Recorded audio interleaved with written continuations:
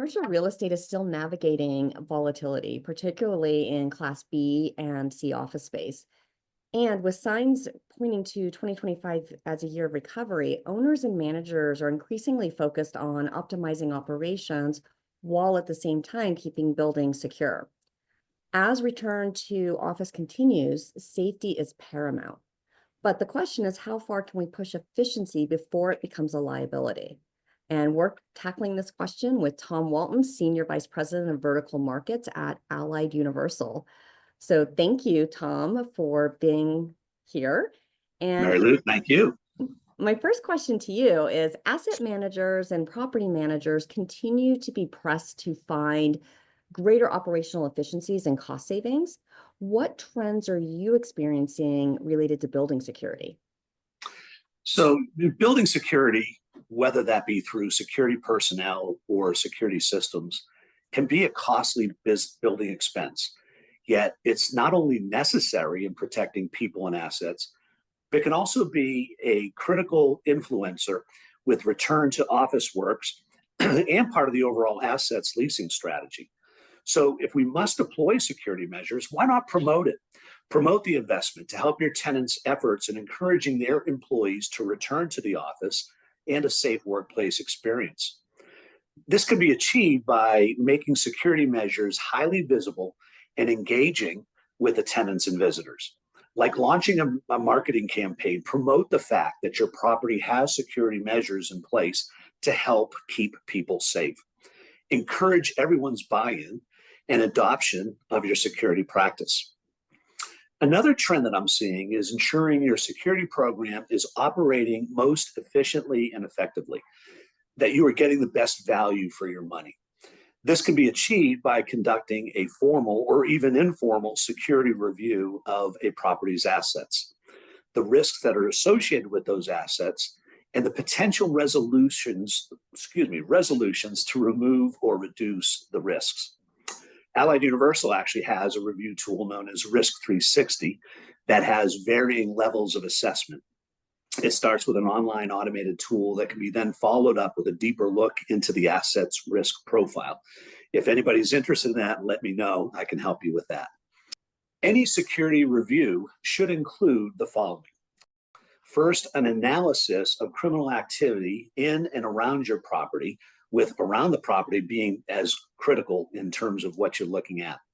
A review of new risks due to your tenant's profile or business activities, and evaluating the features and benefits of systems we already have in place to make sure they are being used effectively. Document both the review and actions you take to defend the risks that you do identify. This may be needed someday to help demonstrate the standard of care you have deployed at your property. Those are really great points. I really like highlighting the fact of security as a marketing tool for attracting tenants or helping them get their employees to come back to work. Absolutely. Can we delve a little bit deeper? You mentioned efficiency and operating expense. What are some of the biggest risks when security measures are reduced?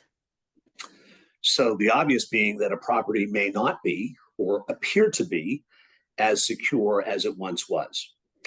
Another risk that we don't always think about is, as property owners and agents, are we still meeting the legal standard of care? We don't want to reduce, just to save money, reduce standards of care to be able to, meet the goals, the budget, and so forth. There needs to be other reasons why we've reduced the standard of care. That obviously, if you did, could potentially create a negligence if an event occurred. So with evolving premises liability laws, because we're hearing more about that, how can property owners ensure that they meet a quote unquote reasonable standard of care, especially when that standard is ultimately decided by a jury? So defining that word reasonable is like the $1 million question. It's probably best answered by legal counsel who's going to charge you $1 million. So apologize for that. Personally, I would argue that conducting asset reviews on an annual or biannual basis documenting the findings that you have, documenting the appropriate actions that you've taken to mitigate potential risks. That will demonstrate that you've taken a reasonable care. Can't guarantee it certainly, but certainly will help. Another thing to do is just follow your company's guidelines. You know, most of the real estate organizations out there today have developed some standards. Even organizations like BOMA have developed some guidelines that they would suggest and recommend. Use those. Use those as part of your analysis. And then also keep an eye on what people are doing in your area. Talk to your neighbors. What are they doing in the geographic area to defend risks? Those are great suggestions. Thank you, Tom. And I recognize you're not a lawyer, we're not a lawyer, but you know, those are really reasonable steps that anybody can take. So Right. I want to switch gears again. You recently led a panel at the National Advisory Council meeting on robotics and security, and you even brought in a special guest, the drone dog. How widespread is robotics and security today? And is it really realistic? Is it really a realistic solution to the workforce shortage that we continue to experience in our industry? You know, as in any industry, the use of automation and technology, continues to develop and evolve. Identifying tasks and scope of work that can be done more effectively and efficiently by a machine should be on everyone's radar. Mm. Even if the automation requires some capital investment, an analysis can be done on what the investment payback looks like. That being said, the need for human engagement and reasoning is not going away anytime soon. We don't see that machines are going to be able to perform some of the functions and requirements that the buildings will have. So we still need a workforce that can operate the technology, make appropriate decisions on how to respond to events, and provide the visitor experience that you desire at your property. So realistically is a hybrid approach that we see in the immediate future. Well, and honestly, I think that's true with technology as a whole. We hear about AI being used in all of these other applications, and it's not a replacement or a substitute for humans. Right. It's how can we work together to be more effective and efficient? Absolutely.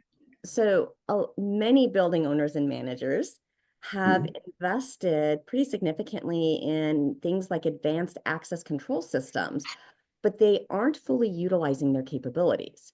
So what do you think is driving this gap? And what could we do to encourage full adoption of the technology that already exists within the buildings?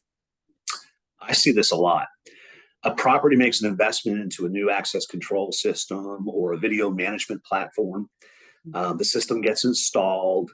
You haven't turned on all the features because you want everybody, the whole building population, to get used to the new systems and processes possibly. And what happens is time goes by. People change, priorities change, and before long, the features never get activated. Meanwhile, you might be missing out on some really great efficiencies that could be saving you a lot of money in some of that automation that I referred to in the last question. I still visit Class A office buildings, for example, where I'm asked to sign in using pen and paper on a clipboard or on a 3-ring binder, right? How Right. inefficient is that? Yeah. So there's a lot of different tools that you may already have, you just haven't turned them on.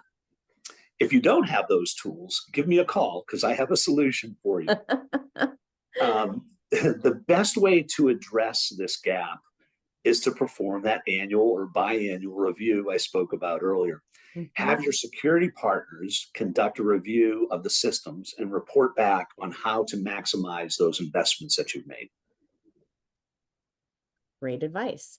So, you know, we've talked about this and we talked about it a lot at the NAC meeting that AI-driven surveillance, smart cameras, automation, how do we bridge the gap between cutting edge technology and implementing practical implementation in commercial buildings? I think we have to be really realistic with the expectations of AI. It's certainly doing a lot of things for commercially for our world right now.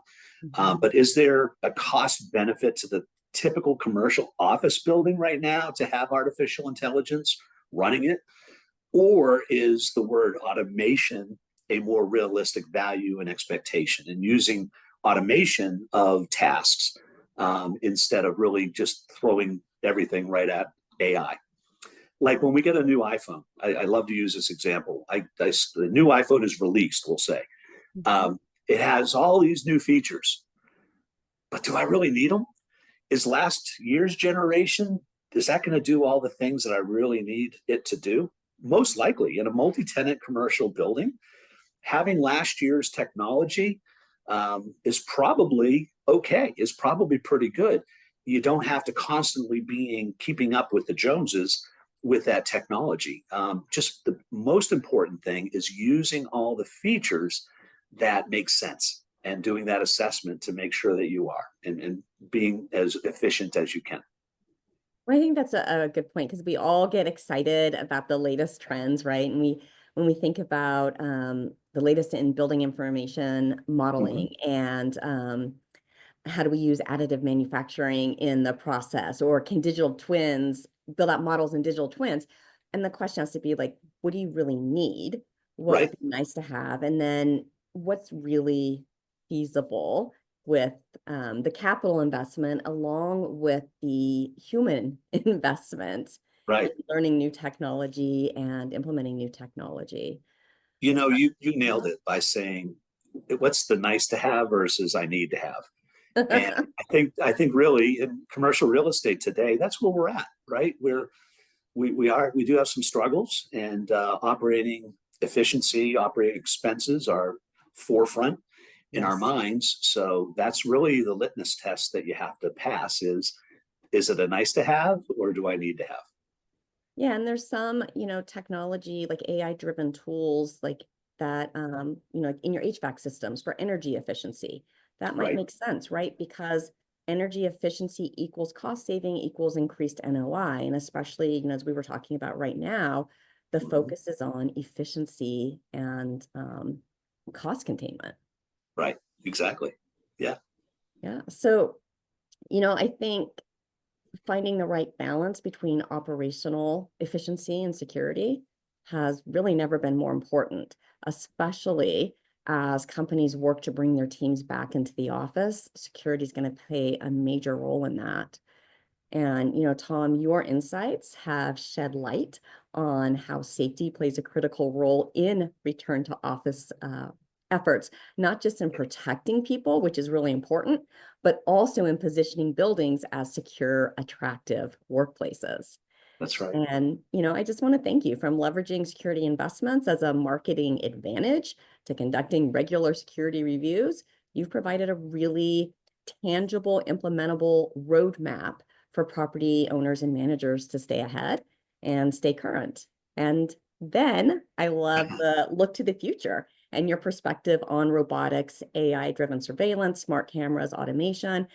It shows how much security is evolving, but I love that you bring that practical, realistic outlook and approach to all of this. So thank you so much for sharing your expertise. My pleasure. Always. I welcome any phone calls, emails by the membership in any way I can support them.